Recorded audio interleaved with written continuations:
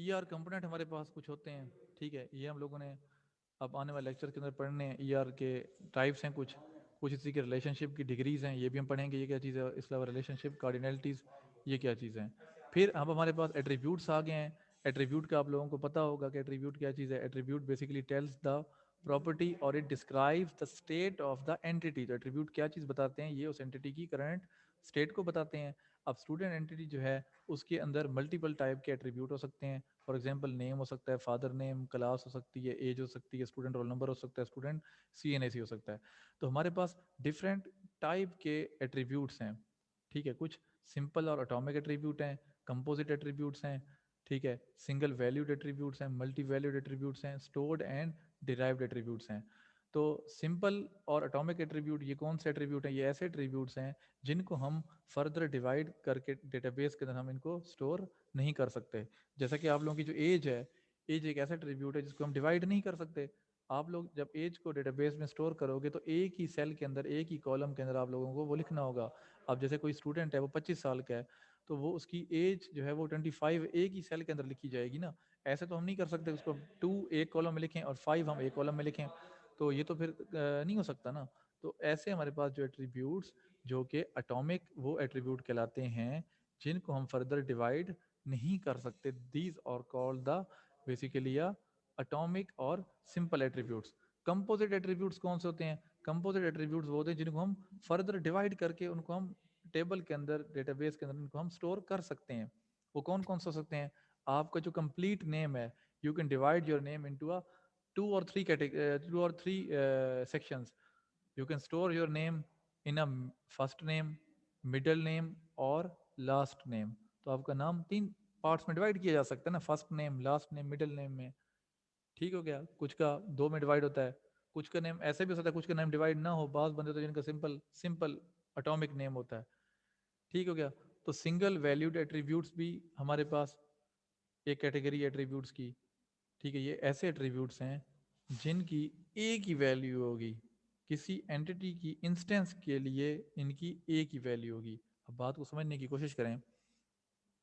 अब यहाँ पे मल्टीपल स्टूडेंट्स हैं आप लोगों की क्लास में, मल्टीपल इंस्टेंसेस हैं किसके, स्टूडेंट एंटिटी के। There are 50 instances of a student class, ठीक है। मैं ये कह सकता हूँ कि यहाँ पे हमारे पास कुछ ऐसे एट्रीब्यूट्स हैं जो कि सिंगल वैल्यूड हैं, जो कि सिंगल वैल्यूड हैं।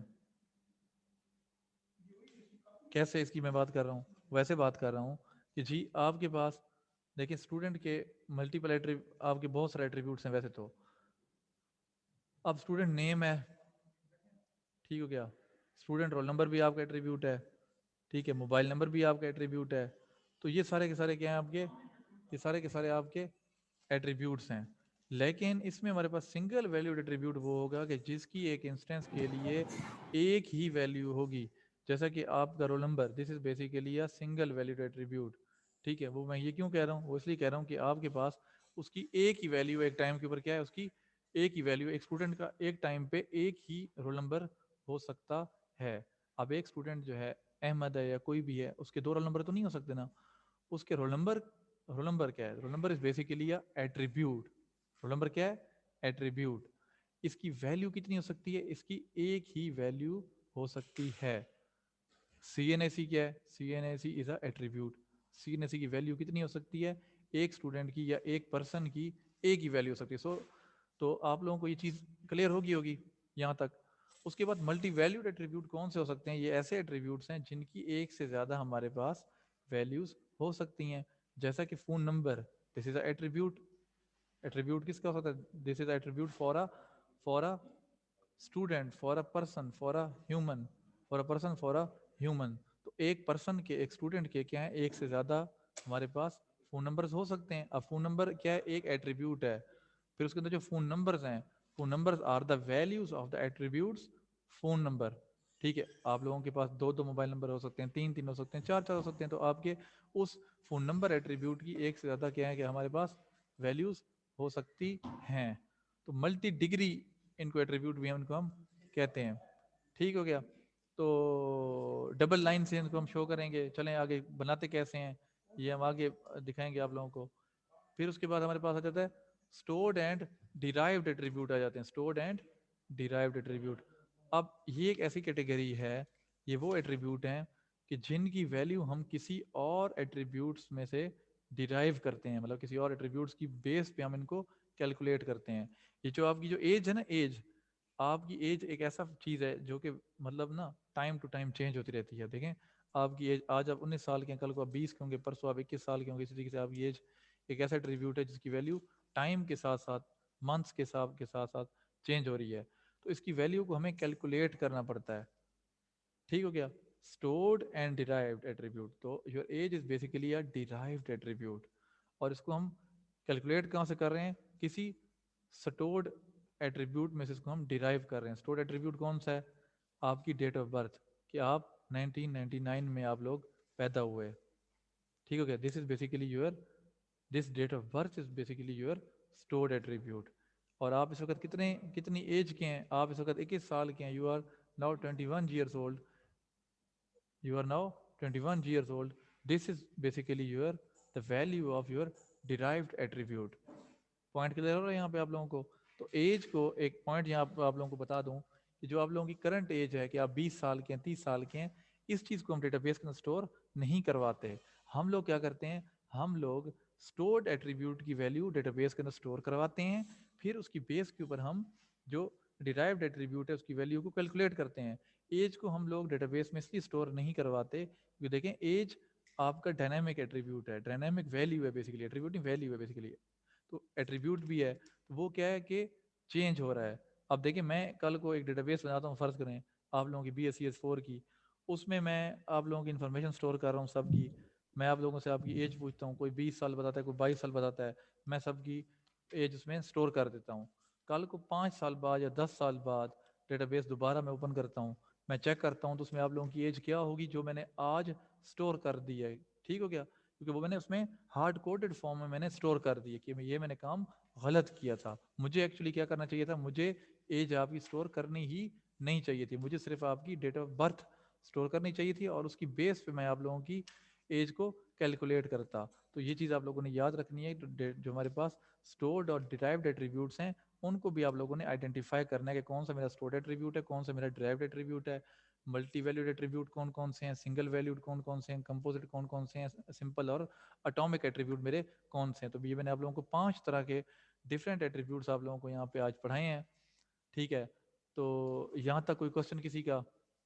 तो मेरे ख्याल से आज यहाँ तक काफ़ी है, क्योंकि थोड़ा सा ज़्यादा मेरे ख्याल से पढ़ लिया है। तो मेरे ख्याल से इतना काफ़ी है। अगर कोई जी क्वेश्चन सर, है एक तो क्वेश्चन है सर। जी जी पूछें।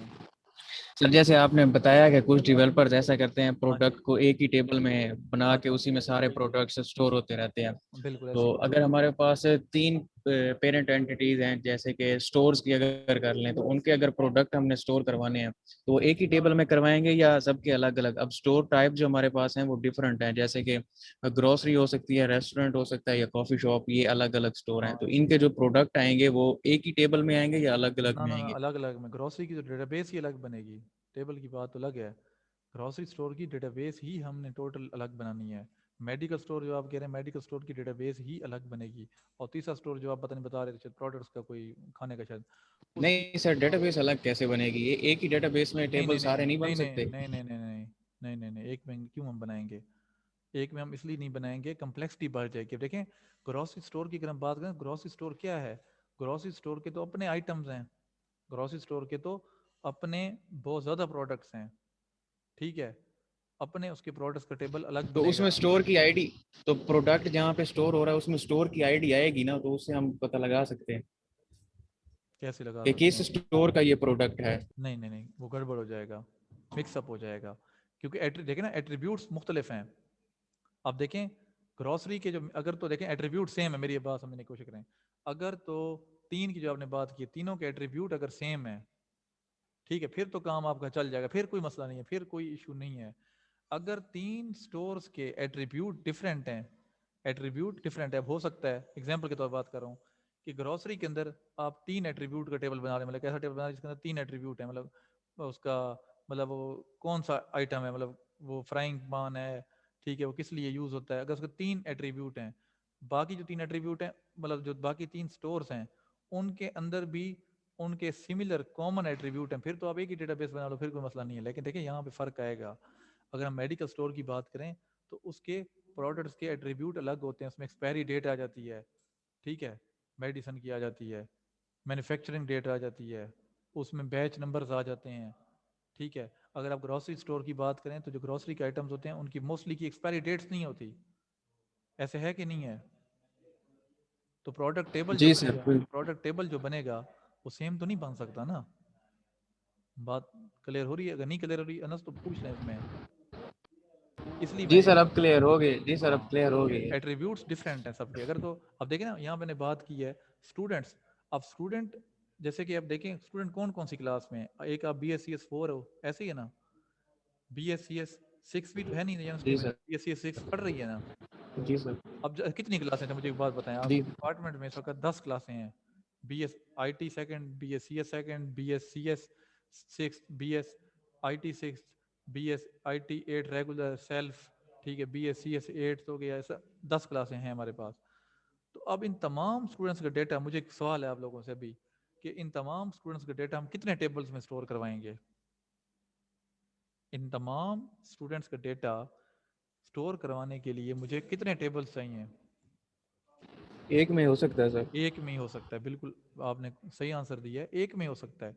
क्यों एक में करवा सकते हैं? उसकी वजह यह है कि जो इन तमाम स्टूडेंट्स के एट्रीब्यूट्स हैं ना वो सेम है, तमाम इनके एट्रीब्यूट्स सेम है, लेकिन एट्रीब्यूट्स की वैल्यूज डिफरेंट है। वैल्यूज डिफरेंट तो जैसी बात होंगी, वो तो होनी ही है, लेकिन एट्रीब्यूट्स सबके कॉमन है, सबके पास सबको क्या चाहिए, student name, student roll number, student ID. तो जहाँ पे एट्रीब्यूट्स नेम अ पॉइंट, बड़ा इंपॉर्टेंट पॉइंट है, बिल्कुल आपने क्वेश्चन अच्छा वैलिड क्वेश्चन पूछा है नस ने, कि जब एट्रीब्यूट्स जिन एंटिटीज के सेम होंगे तो वापस में मर्ज हो जाएंगी, वो आपस में मर्ज हो जाएंगी, फिर हमें अलग अलग टेबल बनाने की वहां पे जरूरत हमें नहीं है। जिन डेटाबेस के टेबल्स, यहाँ मैंने अभी बात की थी, अन्नस का क्वेश्चन था कि भाई अलग अलग डेटाबेस क्यों बनाएंगे ग्रोसरी की और मेडिकल स्टोर के लिए, इसलिए बना रहे हैं क्योंकि ग्रोसरी के जो आइटम्स हैं उनके एट्रीब्यूट अलग हैं, ठीक है, मेडिकल स्टोर के जो आइटम्स हैं उनके एट्रीब्यूट्स अलग हैं। अगर तो एट्रीब्यूट उनके सेम होते तो फिर दोनों को हम मर्ज करके एक डेटाबेस में इनको हम शिफ्ट कर देते। जहां पे दो टेबल्स के एट्रीब्यूट सेम होंगे तो फिर उन टेबल्स को भी हम मर्ज कर सकते हैं। BScs 4, BSIT 4, BScs 4, इन तमाम के अंदर स्टूडेंट्स हैं, उन तमाम स्टूडेंट्स के सिमिलर एट्रीब्यूट्स हैं, लिहाजा हमें अलग अलग टेबल हम नहीं बनाएंगे। मैं ऐसा तो नहीं करूंगा कि जी मैं BSIT 6 का टेबल अलग बना दूं, मैं BScs 4 का टेबल अलग बना दूं, मैं BSIT 2 का टेबल अलग बना दूं, तो ये चीज़ मेरी गलत है। This is a bad design of a database. Point समझ आ रहे हैं यहाँ पे? कोई और क्वेश्चन किसी का? एनीवन जी एल्स? सर। जी सर। कोई और थैंक यू क्वेश्चन? सर। ठीक है, शुक्रिया। कोई और क्वेश्चन किसी का? कोई क्वेश्चन नहीं है किसी का? ठीक है बच्चे, तो यहाँ तक हमारा टॉपिक, इसको हम यहाँ पे फिनिश कर रहे हैं। तो नेक्स्ट लेक्चर में हम लोग आगे फर्दर पढ़ेंगे, आगे एग्जांपल्स हैं एंटिटीज़ को बना के मैं यहाँ दिखाऊंगा कुछ डायग्राम्स की मदद से। यहाँ पे हम लोग आगे ये सारी चीज़ें हम लोगों ने आगे देखनी है यहाँ पे एक डायग्राम में। ये लेक्चर आज वाला मैंने आप लोगों के CR को ईमेल कर दिया था, तो ये कंप्लीट रिलेशनशिप यहाँ बना के मैं आप लोगों को समझाऊंगा इसमें। तो 3-4 एग्जांपल्स हैं, तो इंशाल्लाह इन एग्जांपल्स की मदद से आप लोगों को ये कंप्लीट हर चीज़ समझ आ जाएगी। फिर हमने उसके बाद सीक्वल की तरफ हम मूव करने की कोशिश कर रहे हैं। इस लेक्चर के बाद इंशाल्लाह हम सीक्वल की तरफ मूव करेंगे, उसकी क्यूरीज वगैरह लिखेंगे और डेटाबेस में टेबल्स वगैरह हम लोग क्रिएट करके उसमें डेटा इनपुट करके देखेंगे। ठीक है बच्चे, ओके, फिर अल्लाह हाफिज़। अल्लाह हाफिज।